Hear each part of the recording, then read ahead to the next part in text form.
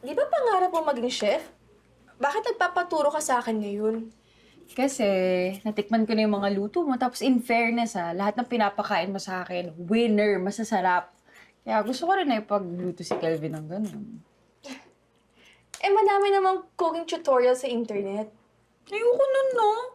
Hindi ko naman sila kilala. Tsaka, baka mamaya ni-etchos lang nila. Di ba sinasabi nila masarap, pero hindi naman talaga. Eh, ito naman, sige na. Turuan mo na ako.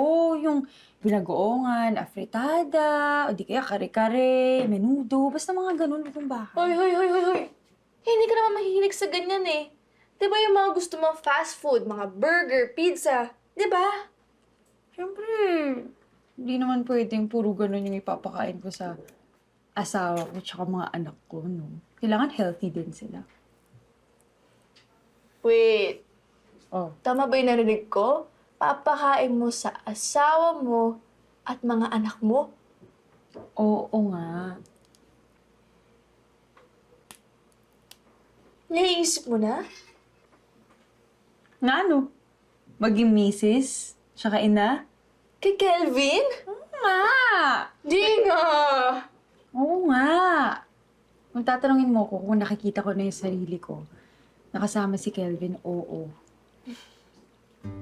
Alam mo yun, kahit maliit lang yung bahay namin, pero masaya kami. Tapos sabay namin aalagaan si Kevin Jr. and little Hannah. Happy family kami. Ay, masaya ako para sa'yo. Pero, paano si... Oo na, si Daddy. Nanding malapit na. Promise, nag-apply nga ako ng trabaho online lang. Alam mo yung parang mga virtual assistant? Di ba okay na yun pang simula? Sige na, magluto na tayo! Ikaw naman talaga. Hello? Mayet? Hello? Ano nangyari? Wait lang. Hindi kita maintindihan. Ano nangyari? Bakit ka umiiyak?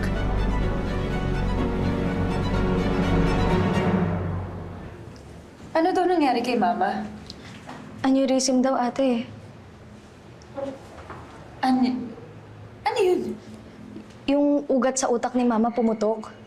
Eh, ate, kailangan na raw maoperahan agad para tumigil yung pagtagas ng dugo. Kumusta lagay ni Mama ngayon? Ate, hindi pa rin gumigising. Delikado na ang aneurysm, lalo na pumutok na yung ugat. Ate, makukomato si Mama kapag hindi naagapan. Comatose? Magkano daw yung kailangan para maoperahan si Mama? 2 million.